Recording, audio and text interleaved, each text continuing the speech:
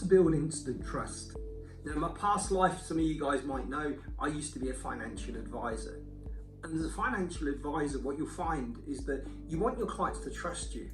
But most of the time, if you ask clients if they trust their financial advisor, they'll say, yes, I trust them because I've known them for 5 years, 10 years. They've been recommended to me by lots and lots of people.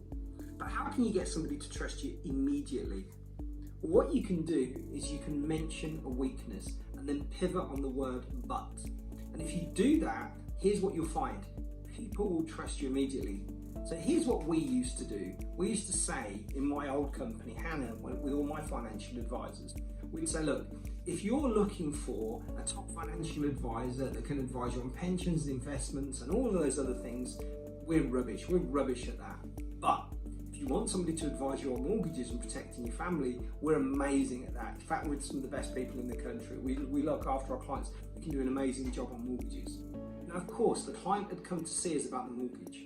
They'd come to ask us questions about mortgages. They didn't care about pensions or investments. So by admitting a weakness and then pivoting on the word but, clients then trusted us more. Now, if you look out into the big wide world and see other brands that have done that, there was a rental car company called Avis that for years have been struggling to hurt us as a rental car company. And then what they did was they said, well, we're number 2 in rental cars. How can we get to be number 1? We're never going to be number 1 if we keep trying to pretend to be something we're not. So what they did was they came up with this thing for Avis, and it was called Avis. We are number 2, but we try harder. And when they did that, they admitted their weakness. They're number 2. They're not the number 1 people in rental cars in the world. And they said they try harder. Their profits rocketed by 7,000% next year. So think about what it is that you could admit a weakness to.